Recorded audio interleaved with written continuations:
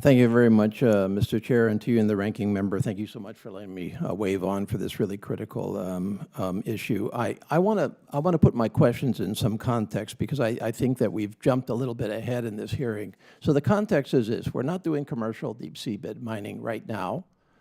We have, under the law of the sea, the International Seabed Authority, which is developing rules, including environmental rules, as to how we will do deep seabed mining. Mr. Barron is very impatient that the ISA complete that job. By the way, the United States is not a member of the International Seabed Authority because we're not a member of the law of the sea, but that's another story. However, the People's Republic of China and others, including some of the countries in this world that have been at the forefront of protecting our deep seas, including France as an example, who have done some of the most advanced research on environmental consequences, are a member. And so fundamentally what's going on here is that the ISA is developing these regulations which would open up the deep seabed to mining under, presumably under some very specific controls that are applicable internationally. Our country has ignored the International Seabed Authority and proceeded unilaterally to come out with rules which are going to ignore that entire international effort to do this right. Mr. Barron comments that America has a set of rules that everyone should be adhering to, and I fundamentally disagree with that because basically he wants everybody else to do it our way, which is not environmentally protective. I do have two measures that I've introduced just for everybody's benefit, H.R. 663 and H.R. 664. These apply a moratorium to America giving licenses or permissions, both in our EEZ and in the deep sea, until we have better evidence. It's not a prohibition, it's a moratorium. And so that's the context for my questions. Dr. Ballard, I think I wrote this down. You say that 0.001% of the deep floor, the deep sea floor has been even seen by man. Is that correct? Okay. That's correct. All right. And we've got about 7 places in the world where there is the focus on deep seabed mining. So the Clarion-Clipperton Zone off of Hawaii is one of them. Is that true there, 0.001%?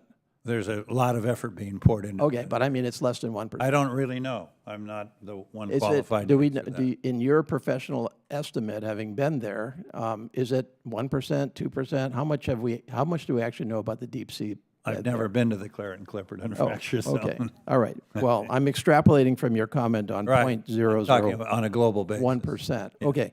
I think I would ask you the same question of the other 6 deep seabed zones, and I think you would similarly answer if you knew the evidence that we know nothing whatsoever about what's going on there, other than for maybe a few expeditions that haven't covered a whole bunch of territory. That's true. Okay. Mr. Barron brags on the fact that his scientific investigations have covered, and I wrote this down, he did an 80-kilometer track of a test, I guess a test mining operation, and then he came back a year later. Is 80 kilometers a good sample of the deep seabed? Can you extrapolate from an 80-kilometer track to a generalization about what is and isn't down at the deep seabed? It's about... I'm not asking you, I'm asking Dr. Ballard. Well, obviously, it's where it was done. I know, but can we extrapolate from that to other parts of the ocean? Only if it's an identical setting. Okay, but you don't know that because we haven't been there, right? Okay. And staying with you, Dr. Ballard, Mr. Barron on January 22nd in our House Natural Resources Committee testified that the bottom of the ocean is a, quote, marine desert. Do you agree with that? Not where I have been. Okay, so everywhere you've been, we don't find a desert down there. No, it's sparsely populated by certain comparisons, but when I discovered hydrothermal vents, they were oases of life that we knew nothing about. It was a massive amount of marine biomass there. Okay, and he also testified that the mechanisms for deep seabed mining are not environmentally impactful. Do you agree with that? He hasn't shown me his data. Okay. Or her. I would Mr. rather have her look at the data Yeah, than Mr. me. Barron, I'm going to ask you the question again that Dr. Ballard asked. Why don't you produce your data now for public review so that everybody can peer review your data? You said you would give it to the regulators, but you didn't say you would give it outside the regulators. I don't think there's a requirement for you to limit your production of your data to the regulators. Is that true?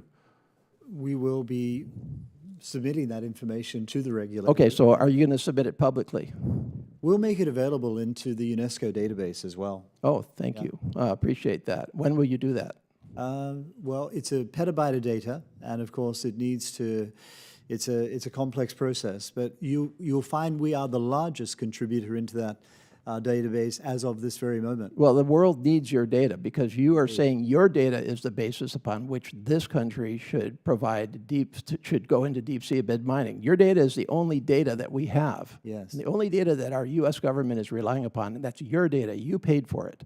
We have no idea whether your data is peer reviewable or is any good at all. So the Mr. better, Gates, we need to wrap faster you get your data out, the better we are going to all be for this debate. Thank you. Thank you, Chair. I'm told our data is excellent for your benefit.